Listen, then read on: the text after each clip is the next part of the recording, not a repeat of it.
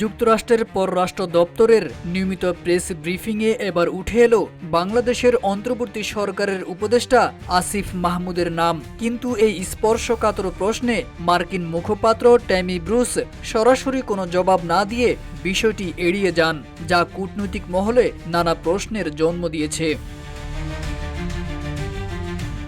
ঢাকার বিমানবন্দরে উপদেষ্টা আসিফ মাহমুদের লাগেজ থেকে উদ্ধার করা হয়েছে একটি বন্দুকের ম্যাগাজিন, যার সঙ্গে ২০২৪ সালের সরকার বিরোধী সহিংসতায় ব্যবহৃত গোলা বারুদের মিল পাওয়া গেছে বলে অভিযোগ তুলে এক বিদেশি সাংবাদিক প্রশ্ন করেন মার্কিন মুখপাত্র ট্যামি ব্রুসকে। ট্যামি ব্রুস এই প্রশ্ন শুনেই সাংবাদিককে থামাতে চান, কিন্তু সাংবাদিক আরও বলেন, ডক্টর ইউনূসের নেতৃত্বাধীন প্রশাসনের সময়ে একটি হিন্দু উপাসনালয়ে হামলার ঘটনা ঘটেছে। সমৃদ্ধির পথে এগিয়ে যেতে দরকার ইস্পাত দৃঢ় ভিত্তি, তাই স্থাপনার স্থায়িত্ব নিশ্চিত করুন সর্বোচ্চ মানের ZSRM ব্রডবার। ZSRM বন্ড টু বন্ড, যা সাম্প্রদায়িক সহিংসতার ইঙ্গিত দেয়। স্পষ্ট প্রতিক্রিয়া না জানিয়ে ব্রুস বলেন, যুক্তরাষ্ট্র সাধারণত নিজের অবস্থান ব্যাখ্যা করে, অন্য দেশের অভ্যন্তরীণ বিষয়ে মন্তব্য করা কিংবা ব্যাখ্যা দেওয়া তাদের নীতি নয়।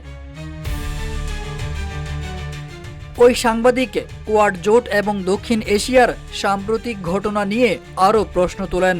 সাংবাদিক বলেন, ভারতের পররাষ্ট্রমন্ত্রী এস জয়শঙ্কর কোয়াড বৈঠকে সন্ত্রাসবাদের বিরুদ্ধে আত্মরক্ষার অধিকার নিয়ে কথা বলেছেন।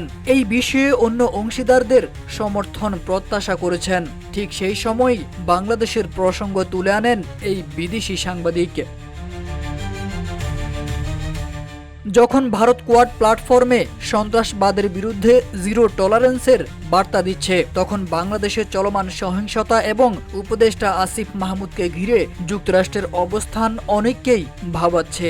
অনেকেই বলছেন, এই নীরবতা আসলে একটি নতুন কৌশল, যার মাধ্যমে মার্কিন স্টেট ডিপার্টমেন্ট প্রকাশ্যে কোনো পক্ষ নিচ্ছে না, তবে পেছনে পরিস্থিতি গভীরভাবে পর্যবেক্ষণ করছে।